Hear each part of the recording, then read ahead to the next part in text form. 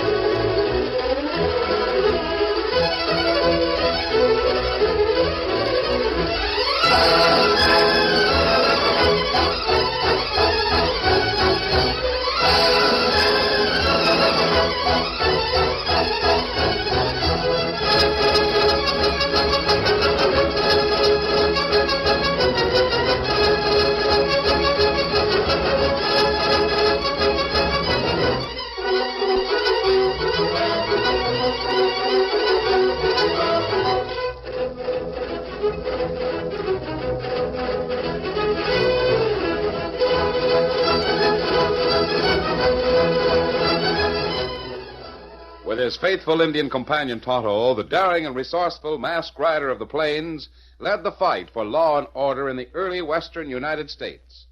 Nowhere in the pages of history can one find a greater champion of justice. Return with us now to those thrilling days of yesteryear. From out of the past come the thundering hoofbeats of the great horse Silver. The Lone Ranger rides again. On Silver! Let's go, big fellow! I'm Silver!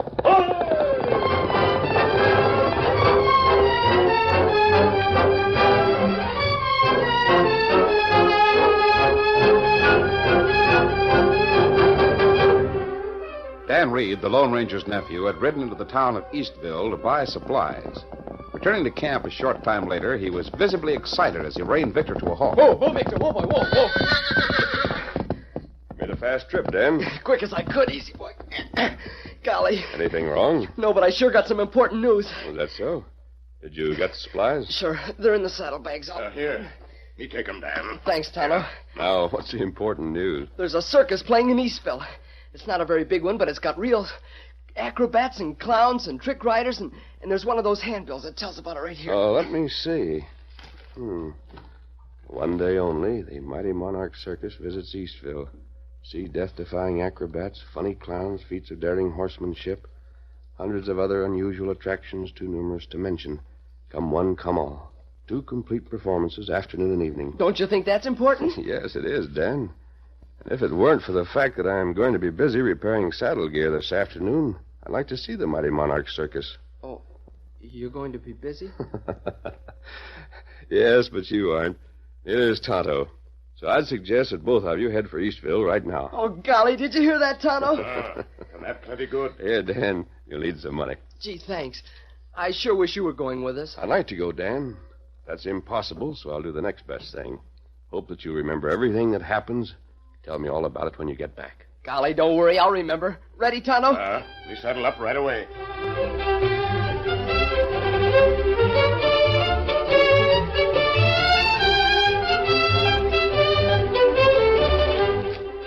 Although it was small compared to many other traveling circuses, the Mighty Monarch made up in spirit for what it lacked in size. The main tent was crowded, and the afternoon performance had just started when Dan and Tonto arrived. They found seats overlooking the big sawdust ring and prepared to enjoy themselves. Gee, Tonto, I wonder what's going to happen next. Me not know. Big feller in ring. Him make talk. Ladies and gentlemen, presenting Sneeko. Sneeko, the man with the iron jaw. Watch him make his dangerous, death-defying slide for life. Sneeko is now at the top of the tent. Watch him. Golly, Tonto, that man's going to slide down the wire hanging by his teeth.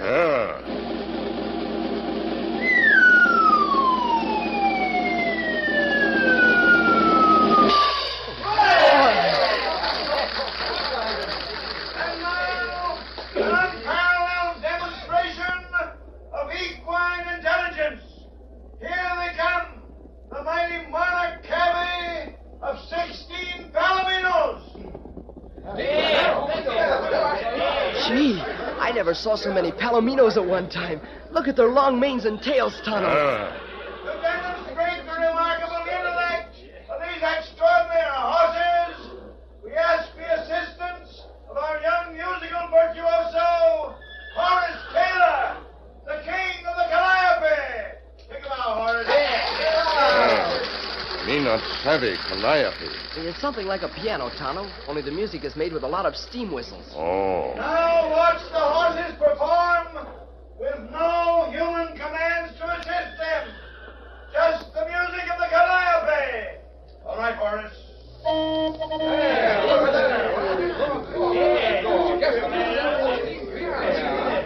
Look, Tonto, the horses are marching around the ring. Marching two abreast, and they're really keeping time with the music.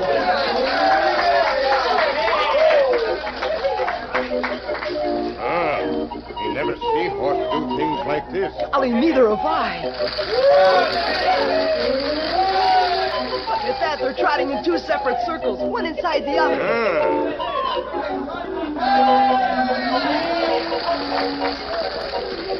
Now they've all spread out. They've turned and they're all heading for the Calliope.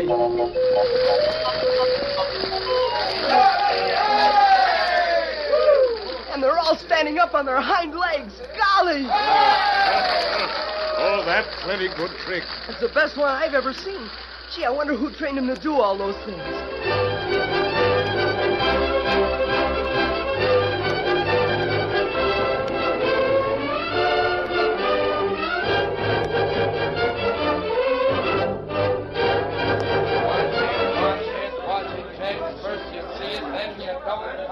How'd you like the circus, Joe? Great.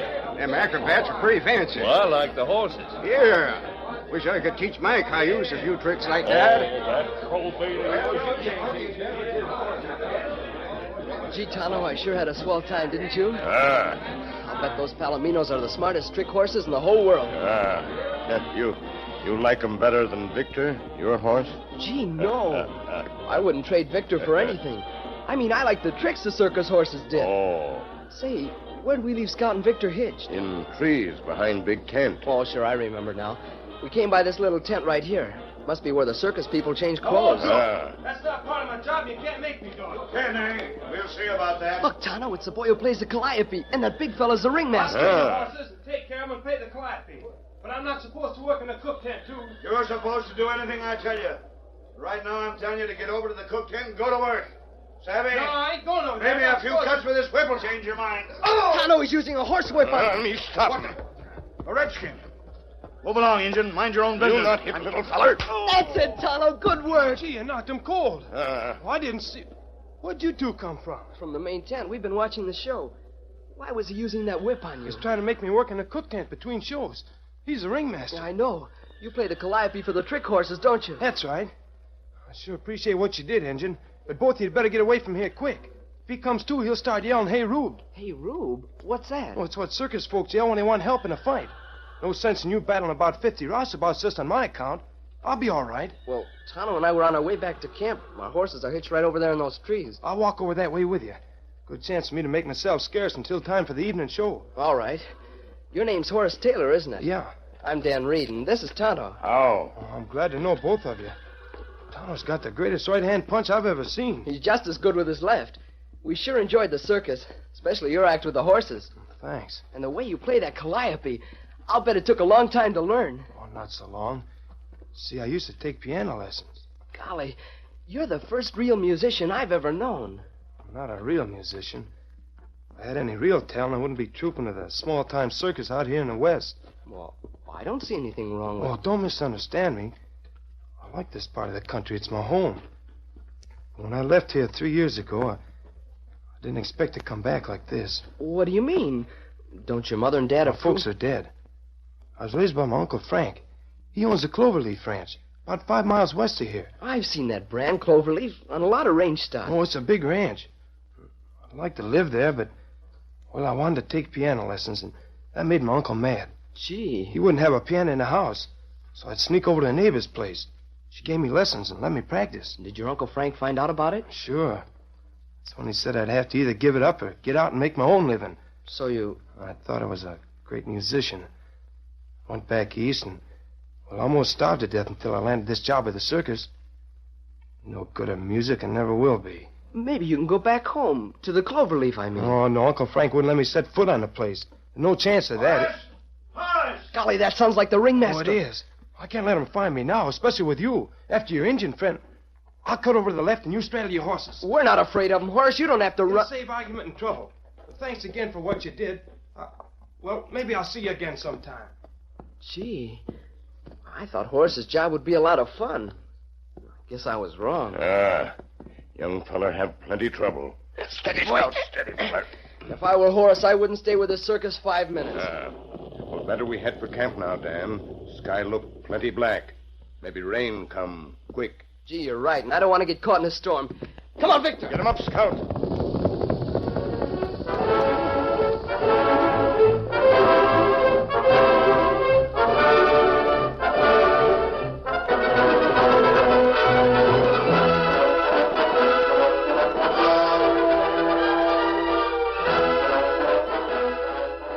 Frank Taylor, owner of the Cloverleaf, was a hard-bitten, old-time cattle rancher.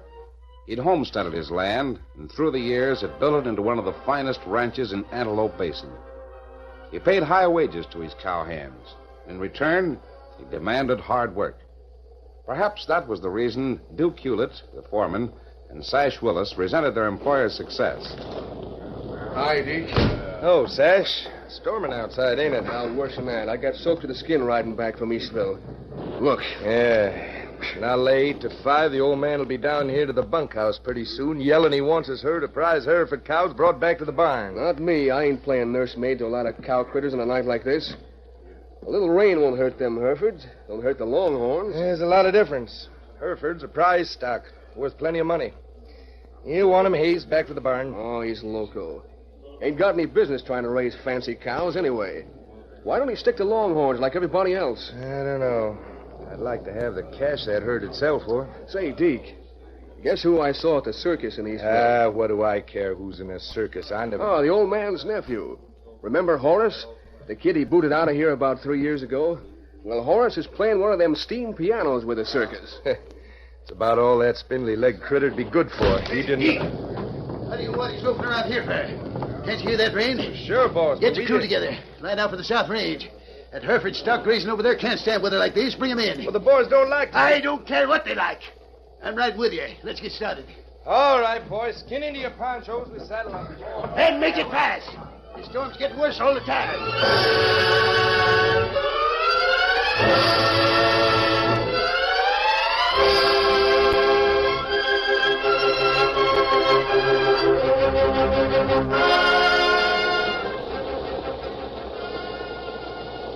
Golly, it's really raining now. Yes, Dan. I'm afraid we made a mistake pitching camp out here on the flats. The shelter's beginning to leak. Maybe better we ride west to mountain.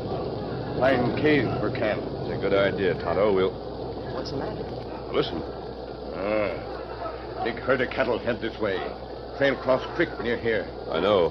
The Antelope Creek's at flood stage now. Can't be forded. Maybe feller who herd cows not know. Them come plenty fast. Golly. Well, we've got to stop them before they reach the creek. Here, Silver. Come, Scout. Wait, I'll get Victor. No, Dan. Steady, big fella. You wait here and keep the fire going. We'll need it when we get back. All right. One, Silver. Come, Scout. Gee, whenever there's any real excitement, I have to stay behind.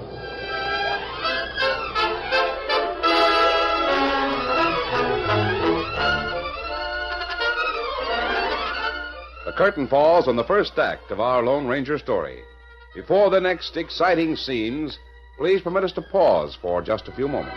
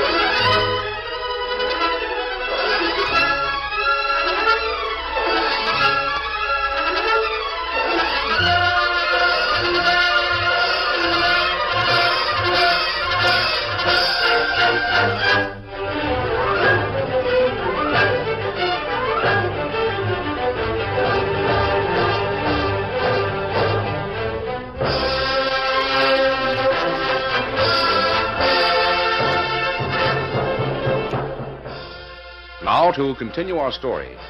Urging their horses forward through sheets of driving rain, the Lone Ranger and Tonto were soon abreast of the racing cattle. These are Herefords, Tonto.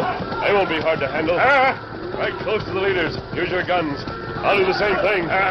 Noise will make them swing east before they reach the creek. Let's go. One Silver. Get him up, Scout.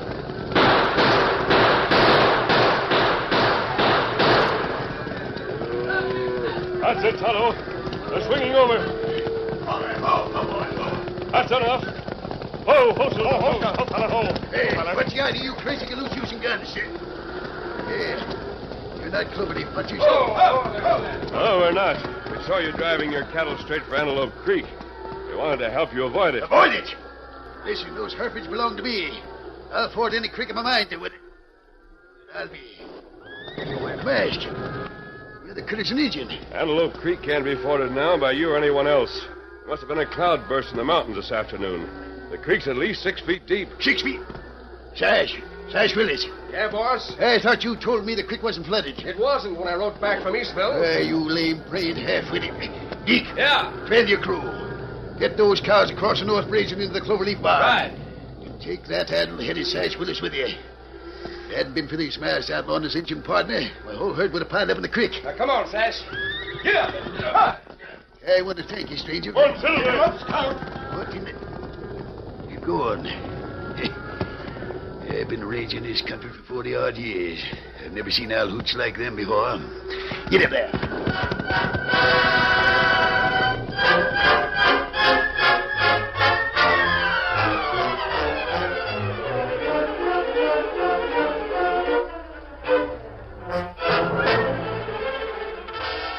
The rainstorm lasted for 3 days and nights.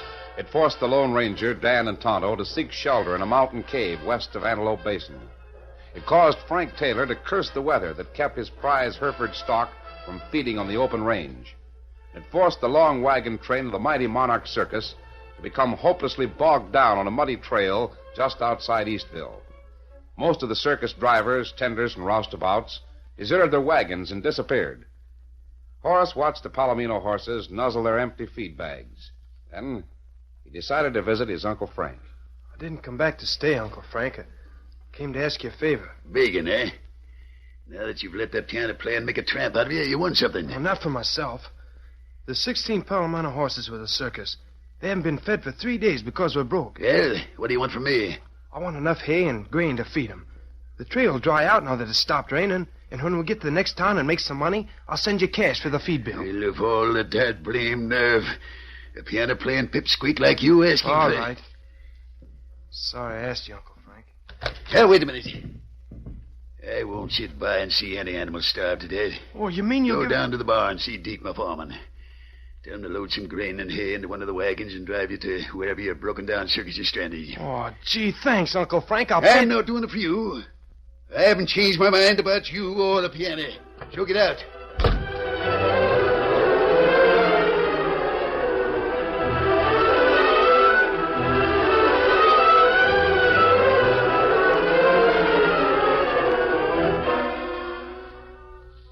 Tonto rode into Eastville and back early this morning, Dan. Yeah, I heard him dismount just after daybreak. Guess I must have been half asleep. You were. He went after supplies. See, we'll have to stay here in this new camp for a few days until our gear dries out. It's better than sleeping in the cave. Golly, yes. That sure was some storm. I'll bet the trail's awful muddy, isn't it, Tonto? It plenty bad. Me past circus wagons. Them all bogged down at bottom of hill. Gee, that's too bad. Me hear men in town make talk. Them say ringmaster and circus run away. Take all money. Golly, I knew he was a crook. I wish you'd socked him harder, Tonto. Well, evidently the circus is stranded. I wonder what Horace is doing. He's had so many tough breaks already. I was just going to suggest something, Dan. Why don't you ride over to the circus wagons and invite Horace to camp with us for a few days? Gee, that's a great idea. Shall I go right away? I think you better wait till this afternoon. The mud on the trail will be dried out by that time. Sure. Then Horace and I can ride back in time for supper.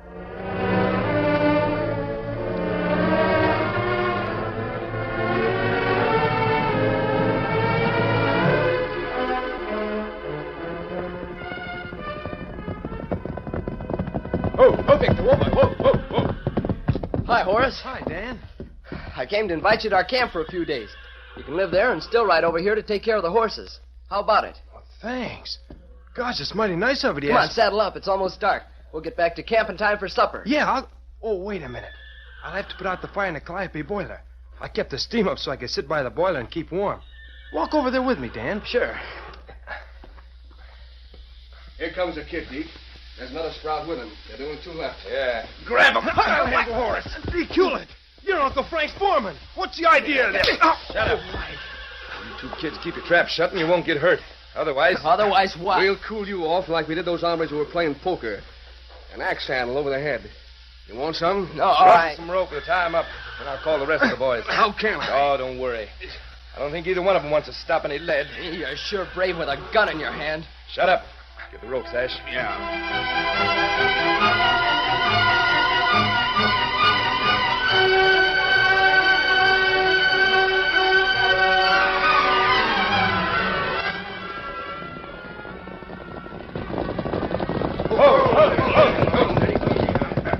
All you hombres, quiet down. I'll tell you what we're going to do. Take the saddles off the horse you rode over here, and each of you take one of them palominos over there at that picket line. Hurry up. I still don't savvy, Deke. It's simple. We head for the South Range and herd every one of the old man's Hereford cow critters through the Antelope Gap. From there, it's a cinch to get them to Mexico in a cash buyer. Sure, but... Well, if we herd them that way, we've got to pass within a quarter mile of Eastville. Somebody's sure to spot us. You can't move 200 head of stock without That's why we're using the circus horses. They'll be recognized. Who gets blamed for the rustling? A lot of saddle tramps who used to work for the circus. Well, Deke, I got to admit, you figured You it so gents ready to ride? Yeah. All right. Straddle one of these cayuses, Sash. Yeah. Come on. Did you hear that, Dan? They're going to rustle all Uncle Frank's prize stock. Yeah, I know. And there's no way we can stop them either. Tied up like this, lying on the bottom of a wagon. Our only hope is that my friends will wonder why we didn't show up at camp.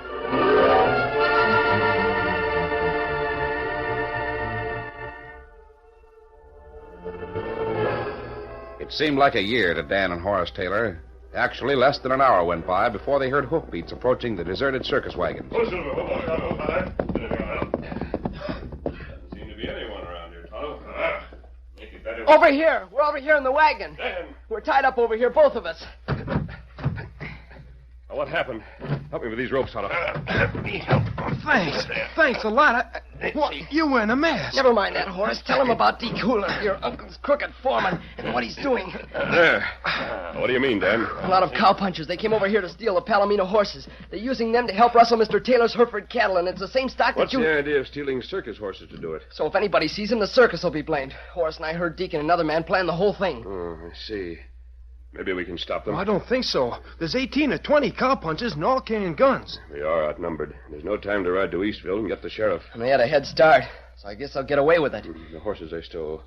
Horace, are they the same palominos you used in the act Dan told me about? Well, yes, but... Good. Then we may be able to do something. It's a long shot, but it's worth trying. What do you mean? The first thing to do is build a fire in the boiler of your steam calliope. Well, there is a fire there now. Horses... Then we're in luck. The draft horses here the ones you used to pull the calliope? Oh, I'm sure they are. Deke wasn't interested in stealing them. And come on, we'll have to work fast. I don't understand. I'll explain as we go along.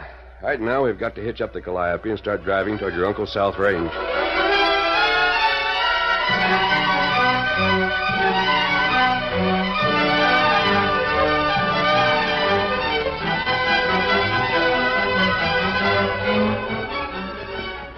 Deke Hewlett's rustling job was almost a success.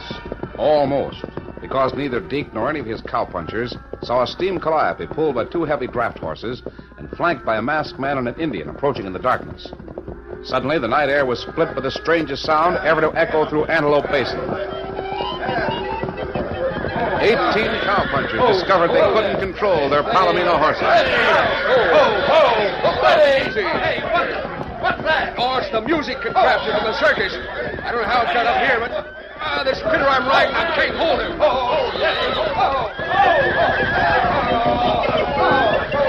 That's it, Horace. Keep playing. Won't be long before every horse will throw his rider.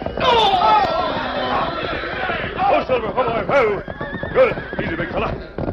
Raise your hands, all of you. I'll shoot the first man who goes for a gun. Hey, what's that mask, hombre? I'll show you. My shoulder! Slug in my shoulder! You're not seriously hurt. Anyone else want to try the same thing? All right, Tonto. You and Dan ride into Eastville and bring the sheriff. Horace, now, keep these men covered till you get back. Me do it. Ready, Dan? Sure. Get along, Big Gosh, I still can't believe this really happened. It couldn't have happened, Horace. Without a boy like you to train some circus horses and play the calliope.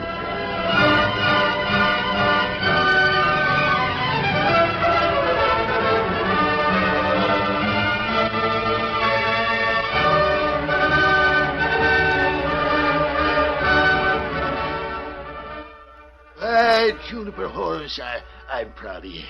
You saved every one of my cows, gave the sheriff enough evidence to put that crook Deke in jail, and hauled his scallywag crew, too. Oh, I didn't do anything, Uncle Frank. Well, you trained those horses, didn't you? You played the calliope? Yeah, but it was the masked man who figured out that those horses would always respond to a music cue. That reminds me.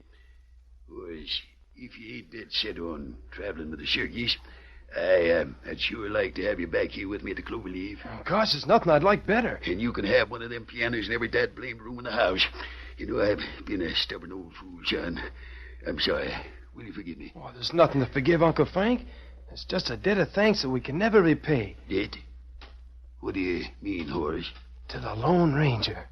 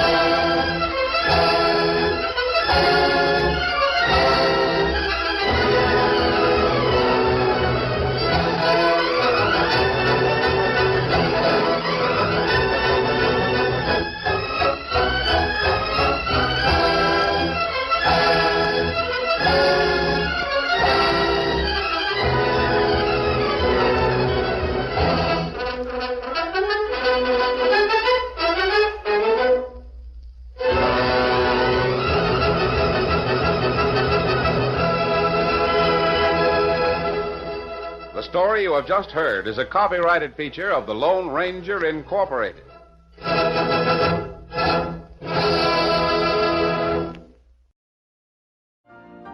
You've been listening to the OTR Gold Network. Find more classic radio at otrgold.com.